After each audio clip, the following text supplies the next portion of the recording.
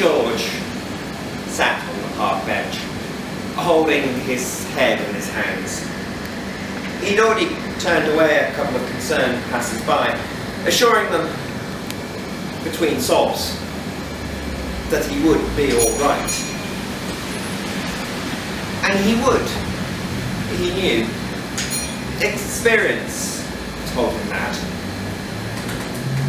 But it didn't make it any easier. It was always tough saying goodbye.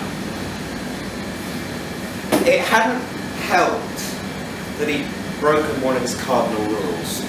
7 years. That was his limit. No relationship to last longer than that.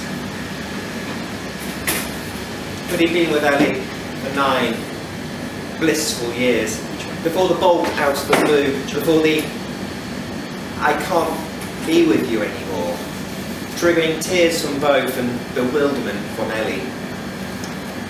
"What have I done wrong?" she pleaded, and he hung his head and admitted she had done nothing wrong.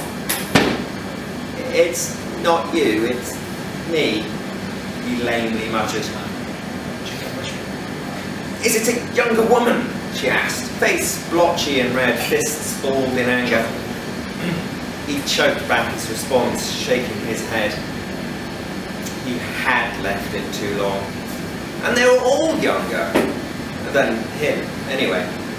That was inevitable when you were as old as Methuselah. 7 years was just about right.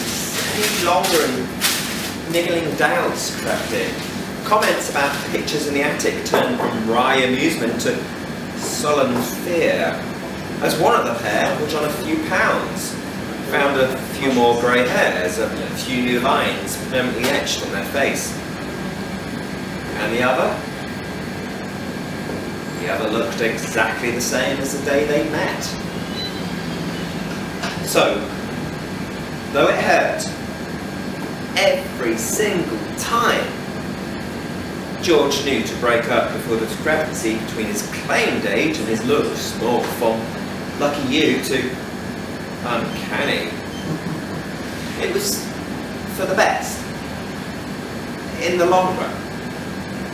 And George knew a lot about the long run. Sometimes he daydreamed about the conversation he might one day have if and when he could finally open up and tell the truth, though he still didn't know exactly what the truth was. He thought of himself as immortal,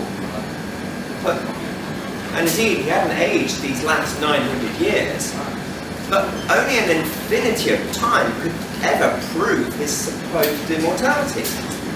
Perhaps he just aged very slowly, many times slower than poor, distraught Ellie. Sometimes he wondered if it would be better to be caught cheating, to give her anger something tangible to focus on, to justify a good riddance as well as a goodbye. But he couldn't bring himself to do it. That would be dishonest. Sometimes in the raw aftermath, he thought about never being in a relationship again. But George's never was a bigger, scarier thing than a normal person's. And he knew the perfect balm for the hurt that he felt, that he caused, was to find new love. And so, as the afternoon light began to fade, he took out his mobile. George was careful to stay up to date. Oh, he ignored the passing fads, the addictive and pointless games, but he'd had a smartphone even before he met Ellie and had upgraded it as each new generation rolled out. He knew the principles of internet dating apps. Up until now, he'd had no need of them, but he was well aware that they had become the norm. The day was virtually over by the time he'd set up his account and began browsing, the park lights flickering on. His finger paused above the screen. He'd been swiping left though not at an unseemly pace, letting each image soak into his consciousness and, as often as not, delving into the bio and any other photos before sadly dismissing the profile. The problem was one of memory. Nearly everyone he saw reminded him of someone. Someone he'd once been close to. George had the best part of a millennium of baggage to avoid. But the face that stopped his finger in its tracks did more than remind him. He half thought he recognised her. Zahira. The profile name was unfamiliar. There was definitely something about her. The face, almond-shaped. The chin, stronger than might be considered beautiful these days. Her skin was a warm Mediterranean tone, eyebrows black and arched. Looks that wouldn't have been out of place on a bust of Queen Nefertiti. And then he remembered.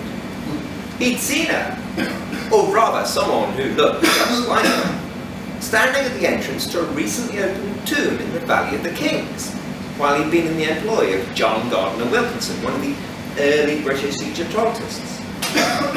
The girl had fascinated him. Though he never heard her speak, she carried drinking water for the surveyors, and she had, alas, vanished by the next day. He quickly twigged that she was far more knowledgeable than any of the native guides, most of whom seemed not to have left the bazaars of Luxor before. The way she carelessly slopped her ladle, revealing the faint inscription on an overlooked stone. The way her lips moved as the archaeologist struggled to translate the hieroglyphics. The way she wandered to the top of a small rise, forcing an irate engineer to follow, his angry protests still born in his parched throat when he saw the evening shadows playing across the valley floor, the depressions here and there. Two more potential sites to investigate. Happy memories from another age. Funny how this Tinder picture brought it all flooding back. At least she didn't remind him of someone he'd once had a relationship with. Idly he read her bio. A curious girl, this is the hero, interested in the classics, efficient and precise with her English, while admitting it wasn't her first language. George laughed.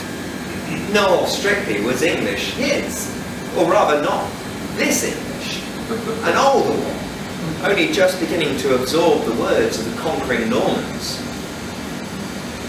It would, he decided, be fun to find out what other memories this girl with the timeless looks sparked. Carefully, deliberately, he swiped right.